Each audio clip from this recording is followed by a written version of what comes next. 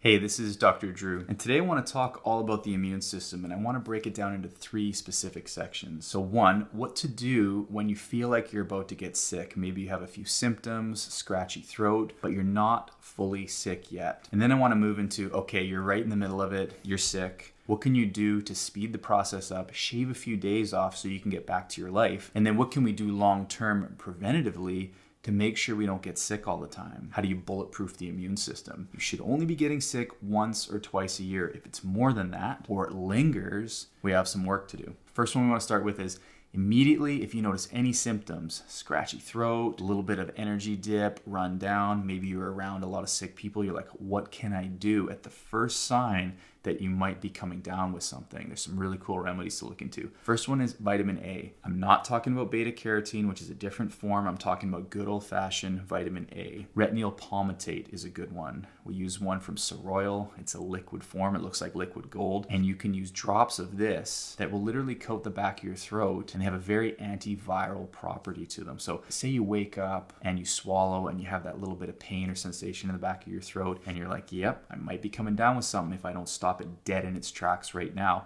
This is where you can take 2 to 3 drops of this vitamin A retinol palmitate, around 20 to 30,000 IU. Swallow it, let it coat the back of your throat, and it will help scrape off any viral particles that are trying to adhere to the back of your throat. And it's super antiviral. Another really cool one is liposomal glutathione. It does something similar. They've managed to stabilize glutathione and put it in a liposomal liquid that you can actually take, whether it's a few pumps or like maybe a teaspoon worth, somewhere between 300 and 500 milligrams. Put it in your mouth, swallow it, and again, it'll coat the back of the throat, upregulate the immune system, and prevent any viral particles from adhering to the back of your throat. Another cool at-home thing you can try, and if you have a juicer, you can try juicing fresh ginger. Now, I warn you, most people think of ginger in the candied form. So it's sweet, it's tasty, or maybe they sometimes will have little bits of it when they have sushi. But make no mistake, when you juice fresh ginger, it is one of the spiciest things you'll ever consume, but it's also awesome for preventing colds and flus, getting rid of sore throats.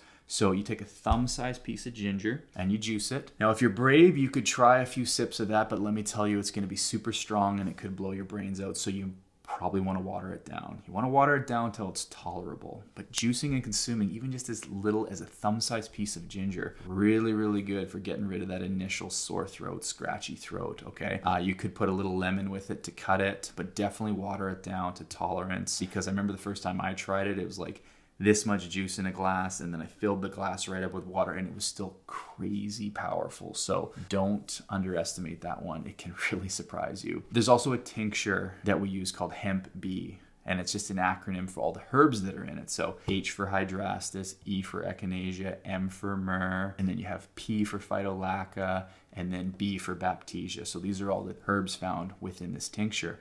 And 40 drops in 1 to 2 ounces of water every few hours is another wonderful immune supportive tonic, okay? And it can be used at the first sign of symptoms. It can be used in the thick of it when you're congested and sneezing and coughing and you just feel like crap. It's an antiviral, antibacterial blend, and it's au naturel, and it works really, really good. Another at-home old school remedy, you can crush up some fresh garlic and put a spoonful of honey with it and put that back. Really good for the immune system. The honey's antimicrobial. The garlic has a really good caustic and killing effect. So anything kicking around in your system, that'll help deal with it. It's easy enough to get into kids as well too, because some of these tinctures and other things I mentioned, a bit of an acquired taste, so it'll be hard to get into the little ones, but figured I'd mention it because there's some easy things you can do at the first sign of getting sick. Now let's move a few steps further. So say you're in the middle of it. You've been sick for a day or two, you're down and out, maybe you're at home, maybe you're taking some time off work, whatever it is. What can you do then? So vitamin C is a really good one. Now you can't take huge doses at once. You can only absorb about 500 to 1,000 milligrams at a time.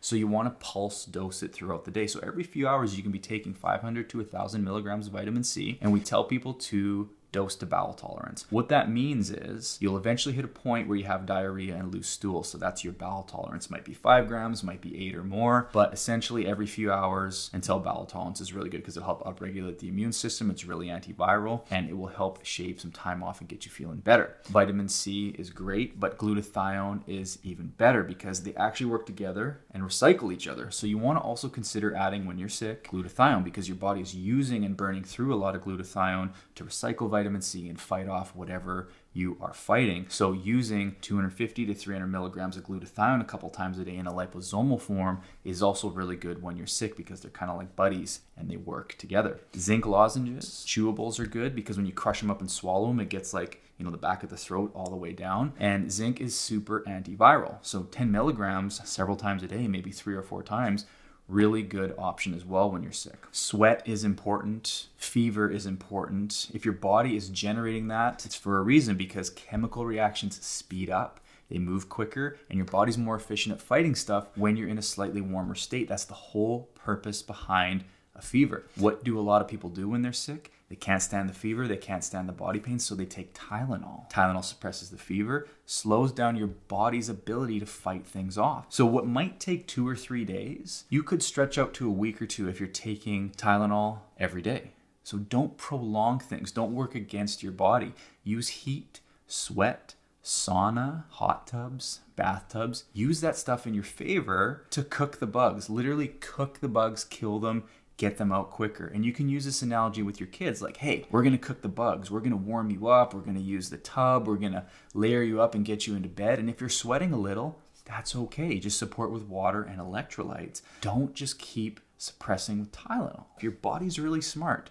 We've been using fever since the dawn of time, oddly enough. Now, I know some of you might be worried about high fevers. And of course, there's a point where it can be detrimental. If it goes north of 104, that can cause problems in the body. But rarely will it, especially if you just use like warm, tepid baths, cool or semi-warm face cloths, just to kind of regulate the body and keep the person more comfortable. But to just pound Tylenol and suppress the fever, I don't like it. So use steam room, use sauna, get a hot tub going or a bathtub about as hot as you can handle. Keep hydrated, keep the electrolytes going, but utilize heat to your advantage because that's how you cook and kill things, okay? Vitamin D during times of illness, like in the first few days, if you're really sick, you could take like 10,000 a day at least. 3-4 days of that, pull back to 5,000 as a maintenance dose, but utilize that as well. Now let's move into preventative. So say there's no symptoms, there's no immediate cold or flu going on, but preventatively between colds and flus, what can you do? Sleep well is important. If you don't sleep at least 7 to 8 hours each night, you're trashing your immune system and you can't fight stuff off as efficiently. Avoiding alcohol is really important. We have such access to alcohol now, probably more than ever. Alcohol consumption through the pandemic has gone up massively. I have a few patients that work in the alcohol industry and they have never been busier. It's not a good thing necessarily. This isn't something we should be bragging about, but alcohol consumption has gone way up.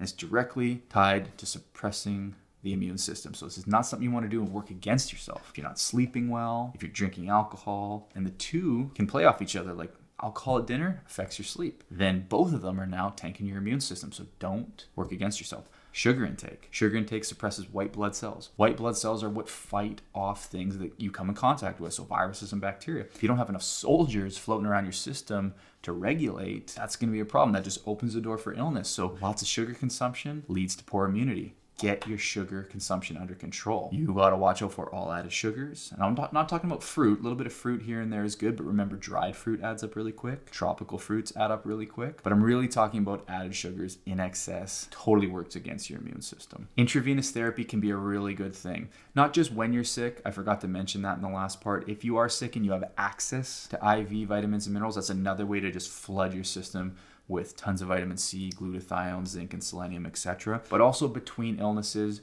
to bolster the strength of your immune system, you can do IV therapy to introduce those nutrients you need. If you give the immune system the right building blocks, it can generate an army of defense that will keep you bulletproof, okay? We basically take a vein, access it with a needle, and you flood the system with tons of vitamins, minerals, amino acids, immune supportive molecules, etc. Okay? Great for energy, great for immunity, awesome for dehydration and keeping the system strong because it bypasses the digestive system. So if you have poor digestion or poor diet, can't absorb things well, this is a way to circumvent that and just flood the system with lots of good nutrients, okay? I've already mentioned vitamin D when you're ill or sick, taking high amounts for a few days, then tapering it back. In between illnesses, if you're getting sick all the time and you're like, what can I do? This is when you want to do a blood test to figure out what your vitamin D levels are and get it into the optimal range. Most people are suboptimal or deficient, and that has to change, okay? If you want a good, strong immune system, it starts with testing and repleting vitamin D. Some herbs you can take between illnesses to strengthen strengthen your immune system.